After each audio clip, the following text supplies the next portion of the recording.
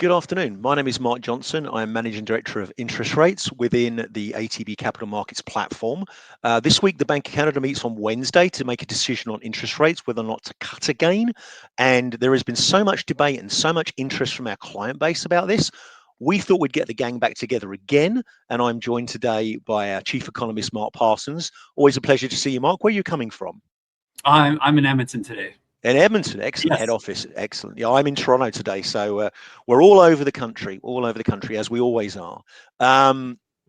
So without further ado, we have an interest rate decision coming up on Wednesday, Mark.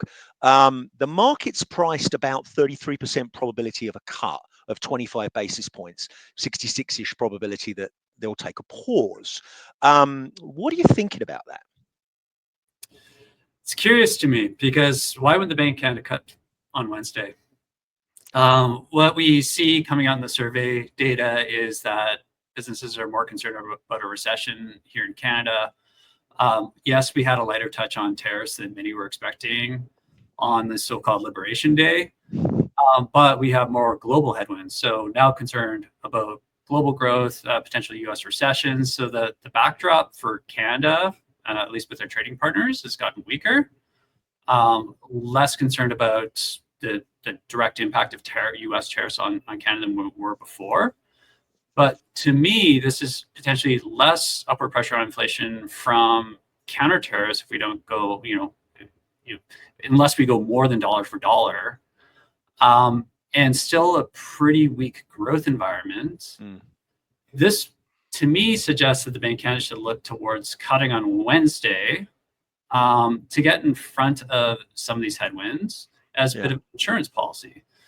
I think. Sorry, I was going to say I tend to agree with you. At the very least, I think the market's underpricing the risk. It's clearly a bit of a game day decision, and I think maybe tomorrow's CPI numbers might have something to do with if it's a 50-50 call that could easily tip them one way or the other.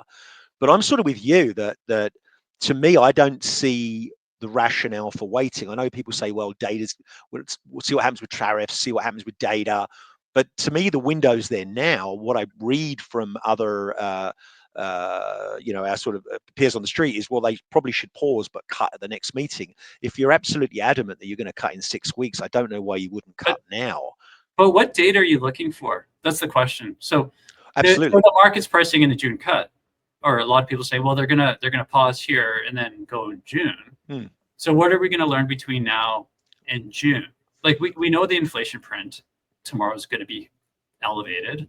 Yeah. Because we still have the GST holiday coming off. So not expecting any miracles there and get back to 2%. We have sticky core inflation. We know about that. Yes. But we have some downward pressure coming from the shelter component. We do have the carbon tax cut, which is going to lower April inflation. So there's a lot of noise in the inflation data. But, inflation expectations have come up in the short term. Long term, they seem pretty anchored, which the Bank of Canada is mostly concerned about. Well, on that note, sorry, so I wanted to bring up the Outlook survey because last Monday, while the world was losing its mind about what was announced the previous week with the I hate to use the expression Liberation Day, but that's what we've come to be known as. It's come to be known as liberated from what? Anyway, whatever. So don't want to go there. So, but when the market was losing its mind, we had the Outlook survey, which the Bank of Canada always puts quite a bit of weight in, business outlook survey and consumer sentiment survey. But, you'll recall that 6 weeks ago, they even fast track some of that information they were getting to give us the anecdotal evidence that they said was the only thing they were really interested in looking at now, because the other data is so dated, frankly. Still, it doesn't matter. Yeah. It doesn't matter, right? So we got the March employment report, which actually reinforces the survey data. 100%. Like 33,000 job losses, the unemployment rate going to 6.7%. So that growth slowdown they've been warning about is happening. Yeah, and they said exactly that. Like I'm literally got I wanted to say, like, one of the things I've been looking at is, well, what did they say last time they cut about what they think going forward? And they talked about various scenarios, but they said warning signs that heightened trade tensions could disrupt recovery in the jobs market are apparent. Since then, we've had 2 jobs reports, 1-0 and 133,000 job losses. So that's here. That's happened, right? To your point, right? And survey data suggesting that businesses are way less inclined to invest, way less inclined to hire. Odds of a recession have gone. Businesses think the odds of a recession have gone from 15 to 33. Well, sorry, 15% of businesses thought there would be a recession 3 months ago. Now it's 33%. Yeah, so it's doubled basically. So that's telling. So again, getting back to the data that they'll be looking at before the June meeting, the survey data, which is forward-looking, is suggesting that's coming. So what are we going to learn between now and June that's going to deliver that June cut? We'll learn some things, but it's ultimately going to change the Bank of Canada's mind on whether they should have moved, on Wednesday or June. I just think get in front of it. It's not like we're going to 0% terminal rate. We're talking about 275 to 25. They can sit on it longer. So that's another way of thinking about it. Is like 275, 25, then wait for more data to say, okay, is this actually getting better than we expected or worse? If inflation is your argument, I think something I wanted to stress, because it was in the data and we were talking about it. You said last time we spoke that they're going to focus on inflation expectations, and sort of the Federal Reserve in the US have said similar things. Because they think that those things that tends to feed into the numbers. A bit of a self-fulfilling prophecy, basically, is the theory behind inflation expectations. So yes, we did see elevated inflation expectations in that outlook survey. 1 year inflation is expected by businesses to be around 3.5% for the next year. But after that, it was still 2.5 to 2.75, which is still the lowest it's been since COVID. So, I mean, maybe you want to touch on that. Do you think they'll stress that in cutting and saying, well, look, inflation expectations are still broadly anchored? Yeah, I mean, if they do cut on Wednesday, and again, this is something I'm saying I feel like they should, but it's kind of on the fence as to whether they will. Yeah, of course, yeah. Right, yeah. And the reason they might be cautious is because you hear Tiff Mackleman's speeches talking about, like, we will do whatever it takes to make sure inflation is, does not rise sustainably above that 2% target. So we're very serious about keeping inflation under control. And so it would be around, like, okay, getting more data to make sure that that's not happening. Inflation isn't taking off again. And that's why they meant. But my point is the growth backdrop is getting so much weaker as we speak. We know the Canadian economy is going to slow markedly, if not contract, Q2,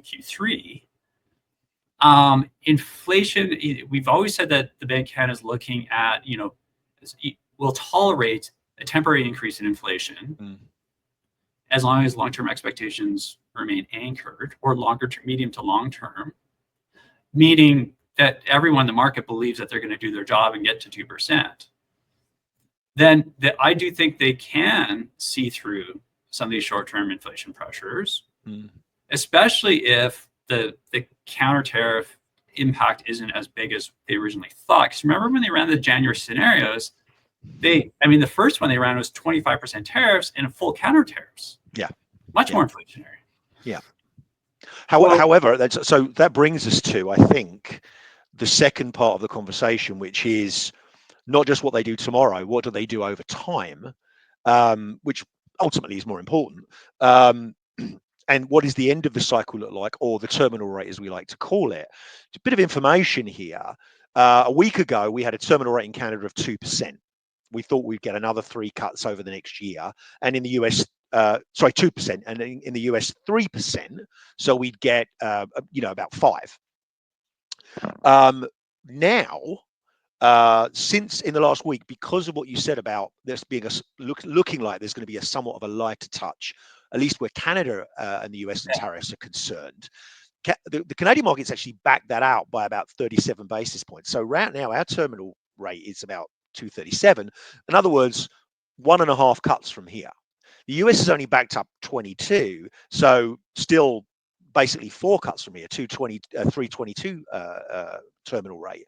So the Canadian market seems to have taken this news way more bullishly, like in terms of growth, than the US market. But I guess what you're suggesting is that seems illogical. Yeah, our March forecast had the terminal rate at 2% by year end. I'm actually gone the other way. I was starting to think it maybe 1.75. I'm not anywhere close to COVID levels. I don't think anyone is, because the Bank of Canada's warned that this is stagflation type shock where they have to keep one eye on inflation, one eye on growth. So they do have that inflation concern they wouldn't have in a typical recession. So that I'm not going to go to anywhere close to zero, but I just don't see why it would change so much that we be well above 2 now in the terminal rate. Yeah, I think the market's the market definitely. I've read a lot of commentary from various sources, and I've seen a lot of people talk on this. And the market, in the back of its head, it's got this idea that the Bank of Canada has out-eased the Fed so much that from here the Fed has to out-ease the Bank of Canada. The Bank of Canada's already done most of the heavy lifting. But look what's happened to the Canadian dollar. Well, that's 4% stronger, literally, since they last met. Yeah. So one of one of the things that we were worried about before is importing inflation vis-a-vis a weaker Canadian dollar. Still not a strong currency, but that story has changed. It has, yeah. And to your point, I think I would argue that the prospects for further job creation and growth relative to what the Bank of Canada was projecting even 3 months ago have dropped dramatically. So the idea that, well, the Bank of Canada has done most of the heavy lifting, is like, yeah, but the goalposts probably just moved. And in terms of inflation, to your point, if we have a lighter touch on tariffs, that probably is less inflationary. You could argue, well, that could boost growth, but I don't think growth is being hit by tariffs. Growth is being hit by the uncertainty, which has now opened up this sort of narrative in the zeitgeist, which is we're going to get a recession probably. That's not going to bring anybody to the table in terms of investing dollars or hiring people. So it almost becomes this it almost feeds on itself a little bit. And I don't see how it feeds on itself in a particularly bullish way. But to your point, the balance of risks is still very much that you need to cut to help growth rather than hold because of inflation. Yeah, and look, cutting, but not super aggressively either. I mean, Tiff Macklem, I think he said monetary policy cannot offset the effects of a trade war. What he's saying is there's only so much I can do about this. I think fiscal policy is going to have to carry maybe more of the weight. And in terms of the window, sorry, I was just going to say, in terms of the window, he doesn't know. They don't know right now what a fiscal measures look like. They don't have an incumbent government effectively. They may do 6 weeks from now, and why would you snooker yourself by, you know what I mean? Like, why wouldn't you cut now and then reflect in 6 weeks? That's right. Yeah, and 25 basis points here. We're talking about a massive cut. That's expected over time. It's just not expected tomorrow. Expected, So I guess back to our earlier point. Yeah. Why not now? Sit on it longer. Wait for more data. So I think the path is fairly clear for the Bank of Canada to cut on Wednesday. If they don't, it's just because they want more time, looking more data, see what's happening maybe with the federal election. But then we're just circling back to what are they waiting for? Yeah, I think I would summarize my thoughts on it. Sounds like you're in the same ballpark. Is we're 35-65 for a cut. I think we should be the other way around. I don't think it's by any means a certainty, but I think if it was 65-35, 60-40 in favor of a cut, that would make a lot more sense to me based on all the things we've just discussed. It seems to me the market has become a little complacent that having cut last time, now we have a lot of uncertainty. They're going to pause and then cut either in June or July. And I think what we're both saying is that whilst that would not be a dramatic error because they have cut a lot and we don't have the full picture, it maybe isn't the most logical response from yours and my perspective. I think that would be fair to say.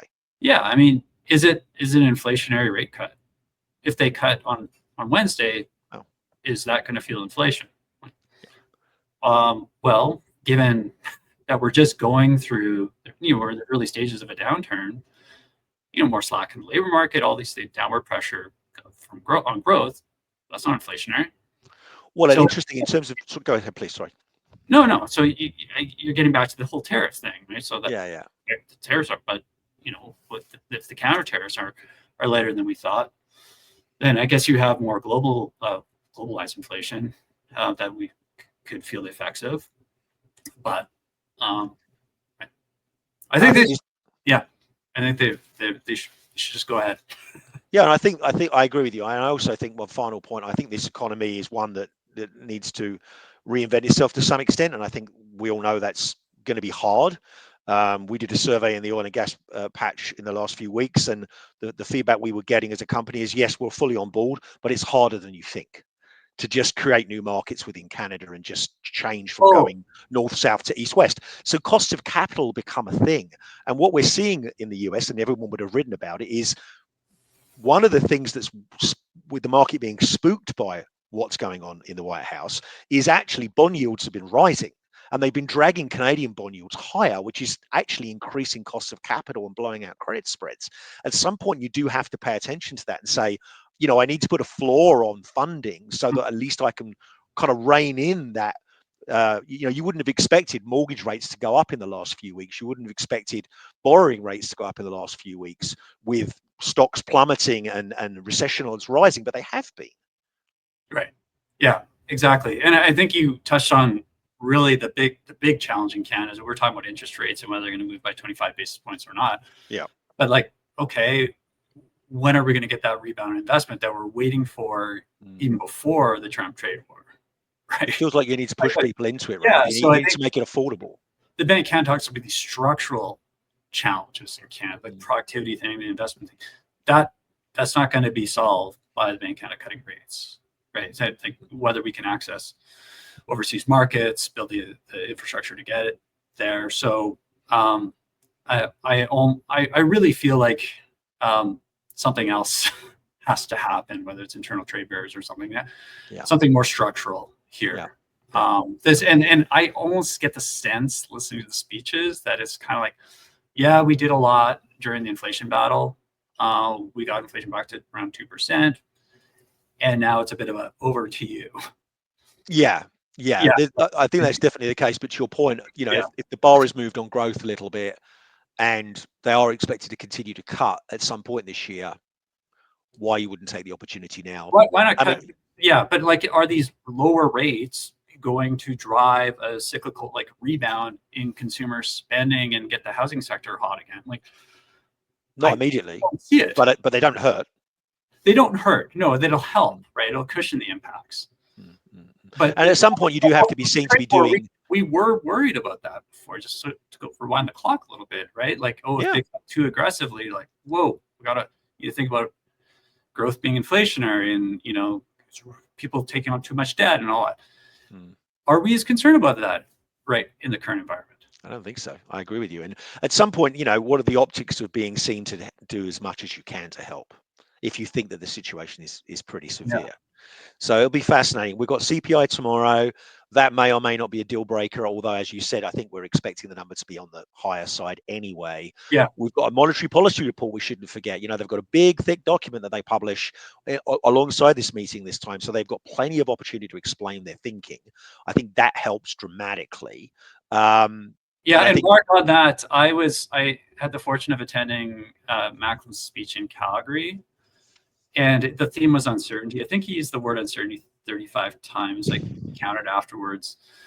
So expecting the monetary policy report more the scenario-based analysis, I think they would be really reluctant to put a lot of weight on a point forecast. So I'll be looking forward to that, seeing what kind of ranges they spit out. Okay, well, we're going to find out soon enough in the next 48 hours. Again, 35% probability of a cut this week priced in to the market, to the yield curve. Mark and I both feel that's a little bit low. This is far from a slam dunk, but overall, we think the reasons to go outweigh the reasons to pause. So let's see if we have got a finger on the pulse or we're out to lunch. Continue to enjoy your day. I hope you have a happy Monday and a good week. Thank you very much for your time, Mark. As always, much appreciated. Thank you very much for your time, viewer. And thank you, clients, for your business. As always, much appreciated. And we remain at your disposal for any questions or needs that you may have. Have a great day.